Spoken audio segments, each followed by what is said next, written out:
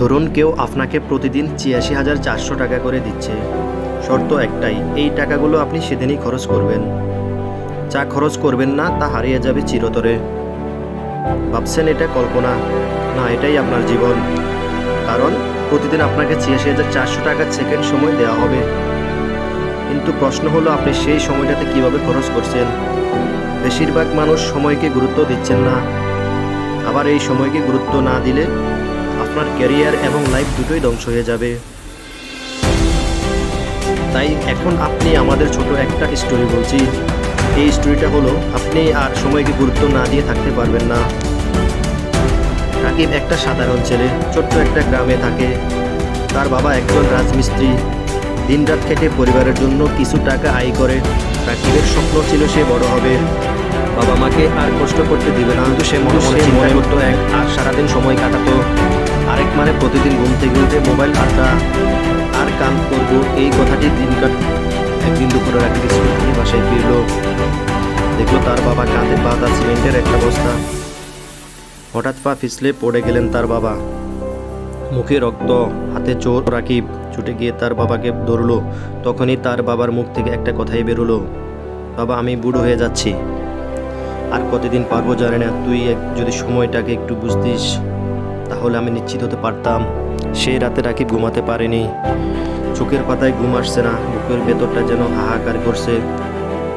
দেয়ালের গড়িটা টিকটিক করে চলছে, আর প্রতিটি টিকটিক যেন একটু একটু করে ধাক্কা দিচ্ছে তার হৃদয়। তার সামনে বেশি উঠছে বাবার বামতম রক্তমাখা কপাল আর সেই কথাটা, যদি তুমি সময়টাকে একটু বুঝতাম। রাকিব যেন নিজের আয়নার সামনে দাঁড়িয়ে সে ভাবতে থাকে আসলে সে কী করছে। দিনের পর দিন সে কিভাবে সময়কে নষ্ট করছে।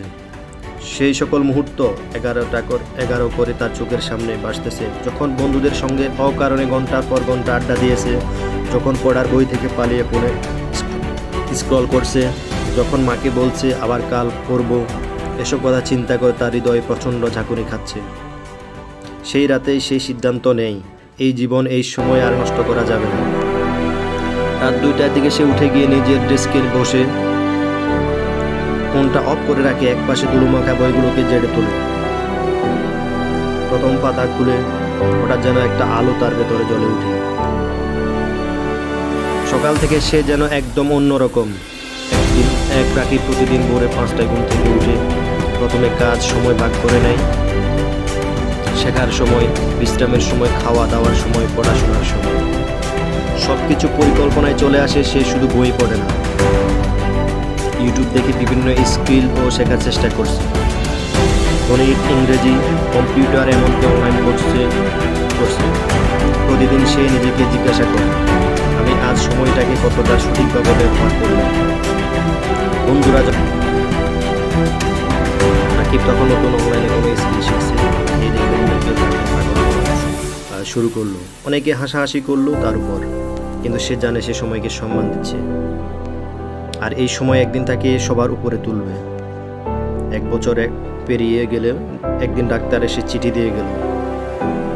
সাদা একটা খানলাম স্ট্যান্ড, চিঠিতে লেখা ছিল আপনি দেশের সর্বোচ্চ বিশ্ববিদ্যালয়ে সম্পূর্ণ ভিত্তিতে ভর্তি হওয়ার জন্য নির্বাচিত হয়েছে।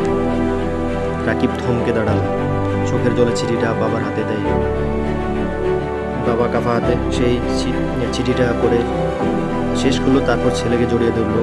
তুই শুধু আমার নয়, তুই সময়ের কাছে জিতেছিস রে বাবা। মায়ের চোখে আনন্দের অশ্রু, বাড়িতে খুশির কান্না। আর একটাই শিক্ষা, সময়কে যে ভালোবাসবে সময় তাকে কখনো হারিয়ে যেতে রাখবে। সবার শেষে সময় নিয়ে একটি কথা, সময় কারোর জন্য থেমে থাকে না। আপনি চাইলেও, আপনি না চাইলেও না, আপনার জীবন থেকে প্রতিটি সেকেন্ড চলেই যাবে। কিন্তু যারা সময়কে গুরুত্ব দেয়, সময় তাদের জীবন ইতিহাস লিখে দেয়।